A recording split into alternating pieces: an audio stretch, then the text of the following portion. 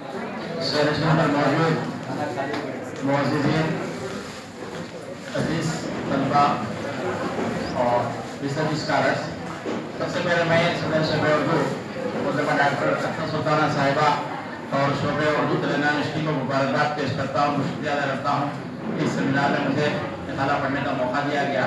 یہاں جو طلبا اور طالبات بیٹھے ہیں مستقبل کے ریسرچ اسکالر ہے، تو ان کے لیے میرے مقالے کا عنوان ہے محقق کے اوصاف۔ جو ریسرچ اسکالر ہے اس کے اندر کیا کوالٹیز ہے، آپ کے اندر جو کوالٹیز ہونا چاہیے ریسرچ کے لیے، یہاں پہ اگلے 4 منٹ میں پڑھنا جا رہا ہوں، تو آپ غور سے سماعت فرمائیے۔ مقالے کا عنوان ہے محقق کے اوصاف۔ اردو میں جامعاتی تحقیق کے لیے قابل اور محنتی محققین کے کال کے اس دور میں جب ہم محقق کے اوصاف پر بات کرتے ہیں تو ہمیں ایک محقق میں سب سے پہلی صفت اس کی تحقیق کے کام میں دلچسپی ضروری لگتی ہے۔ بخور گیان چند جین یہ اردو کے نامور محقق ہے، انہوں نے اردو ریسرچ اسکالر کے بارے میں کمنٹ کیا تھا، دیکھیے کتنا صحیح کتنا غلط ہے، کہ اردو میں پی ایچ ڈی میں لڑکا ملازمت کی تلاش کی خاطر دوران اور لڑکی شادی کے انتظار میں داخلہ لیتی ہے۔ دل سے پڑھ رہا ہوں میں، اردو میں پی ایچ ڈی میں لڑکا ملازمت کی تلاش کے دوران اور لڑکی شادی کے انتظار میں داخلہ لیتی ہے، تو ہم معیاری تحقیق کی امید کم ہی رہ سکتے ہیں۔ لیکن جین صاحب کے کہنے سے قطع نظر اب جامعات میں معیاری مقالے لکھے جا رہے ہیں، اس کے لیے وہ نگران قابل مبارکباد ہے جو تحقیق کے فن سے سمجھوتا نہیں کرتے اور اپنی تحقیق سے موضوع کے لیے درکار تحقیقی تقاضوں کو بروئے کار لاتے ہوئے چھپنے والے نہیں بلکہ چھپنے کے لائق تحقیقی مقالے لکھواتے ہیں۔ جہاں تک محقق میں تحقیق کے کام سے دلچسپی کی بات ہے، اب اردو کے شعبہ جات میں فن تحقیق سے دلچسپی رکھنے والے اچھے طلبا داخلہ لے رہے ہیں اور حیدرآباد کی مرکزی جامعات کے علاوہ اضلاع میں تلنگانہ یونیورسٹی اور شاتاواہنا یونیورسٹی وغیرہ میں معیاری تحقیقی کام ہو رہا ہے۔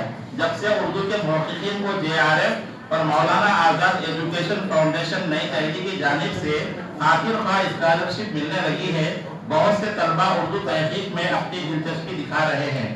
جیسا کہ کہا جاتا ہے تحقیق ایک سنجیدہ اور صبر آزما باضابطہ عمل ہے، اس کے لیے محقق کو کچھ خاص اصول و شرائط اور اوصاف کا حامل ہونا ضروری ہے، جن کا ذیل میں اختصار کے ساتھ بیان کیا جا رہا ہے۔ اخلاقی کردار و اوصاف، محقق کو ہر حالت میں حق گو ہونا چاہیے، سچ اس کا شعار ہونا چاہیے، تصنع، ریا، فریب اور سرقہ وغیرہ سے اس کو پرہیز لازمی ہے۔ مواد کے سرقے کے ضمن میں یہ کہا جا سکتا ہے کہ اب انگریزی اور دیگر زبانوں میں مواد کی حقیقت کی جانچ کا عمل لازمی ہے، جسے پلیجرزم کہتے ہیں۔ اردو میں اس کا انتظار ہے جب سہولت آ جائے تو ایک تحقیقی مقالے کے سارے مواد کی اس کے ذریعے جانچ کی جاتی ہے اور سرقے کے مواد کا پتہ چلا لیا جاتا ہے، یعنی ایسا مواد جو بغیر کسی حوالے کے شامل ہی مقالہ کیا گیا ہو اس کی نشاندہی ہو جاتی ہے۔ اس طرح محققین اصل کام کی جانب راغب ہوں گے اور ان کی تحقیق معیاری کہلائے گی۔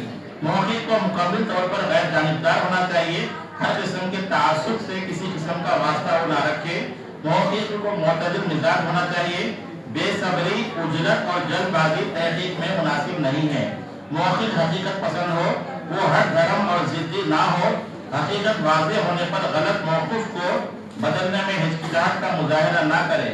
محقق کا اولین مقصد تحقیق برائے علم ہونا چاہیے، وہ کسی سطحی فائدے، دولت، انعام، منصب وغیرہ کے تحقیق نہ کرے۔ محقق احساس برتری کا شکار نہ ہو بلکہ منکسر المزاج ہو۔ محقق کے مزاج میں محنت کرنے کا بھرپور صلاحیت ہو، اس کا مزاج فطرتاً تحقیق کی طرف راغب ہو۔ محقق بے باک، نڈر اور بیان کرنے کی اخلاقی جرات رکھتا ہو۔ خوف اور وسوسوں سے محقق کو آزاد ہونا چاہیے۔ ذہنی یا عقلی اوصاف، محقق غیر مخالف مزاج ہو، وہ کسی بات کو بلا تحقیق قبول نہ کرے۔ بلا تحقیق بات کا ماننا اس کے نزدیک جرم ہے۔ محقق ضعیف الاعتقاد نہ ہو، وہ بالغ نظر ہو، معفوف الفطرت تصورات، توہمات وغیرہ پر وہ بلا تحقیق یقین نہ کرے۔ محقق شکی مزاج ہو، وہ ہر چیز کو شکی نظر سے دیکھے اور ہر چیز کو تحقیق کی روشنی میں قبول کرے۔ محقق سائنسدان کی طرح مزاج میں قطعیت رکھتا ہو، دو ٹوک فیصلے کرے، محض قیاس آرائی نہ کرتا ہو۔ محقق منتشر خیالات کو منظم اور منطقی انداز میں پیش کرنے کی صلاحیت رکھتا ہو، مواد کی بہترین ترتیب و تنظیم کر سکتا ہو، لیکن واضح فکر کا حامل ہو، بہترین حافظے کا مالک ہو۔ علمی اوصاف، محقق وسیع مطالعہ رکھتا ہو، تاریخ کا گہرا شعور رکھتا ہو۔ اردو کے علاوہ بعض دوسری زبانوں جیسے عربی، فارسی اور انگریزی سے بھی محقق کو वाकिफियत रखनी चाहिए। तहकीक के जुमला उसूल और तरीक़ेकार से बखूबी आगाह हो। बाद दूसरे उलूम मसलन नफ्सियात, उमरानियात वगैरह से वाकिफियत रखता हो। तहकीक के सिलसिले में मुफीद महज जदीद तकनीकी उमूर मसलन कंप्यूटर के इस्तेमाल और शुमारियत वगैरह से काफ़ी हद तक वाकिफियत रखता हो। अदबी अवसाफ, अदबी मुहक्किक को मुताल्लिक़ा अदब के जुमला उलूम मसलन इल्म बयान, इल्म अरूज, तारीख, कोई वगैरह से कमा हम तो वाकिफियत ज़रूरी है। मुहक्किक मुतवाज़िन तहक़ीक़ी शऊर का मालिक हो। मुहक्किक किसी हद तक तख्लीक़ी सलाहियतों का मालिक भी हो ताकि नए नताइज को बेहतरीन अंदाज में पेश कर सके। मुहक्किक के लिए हक़ गोई और बेबाकी लाजमी है। अगर वो तहक़ीक़ के दौरान किसी किस्म के दबाव में रहकर काम करे तो वो तहक़ीक़ का हक़ अदा नहीं कर सकता। इस ज़िमन में डॉक्टर ज्ञानचंद जैन अपने ख़यालात का इज़हार करते हुए लिखते हैं, किसी के खौफ से हक़ गोई से बाज न रहे। मुहक्किक को हक़ गोई का आदी होना चाहिए, लेकिन हक़ गोई और बेबाकी का मकसद हरगिज़ ये नहीं कि वो हर लम्हा दूसरों की मुखालिफत पर आमादा हो या दूसरों की गलतियाँ ही निकालने को अपनी तहक़ीक़ का मकसद समझे।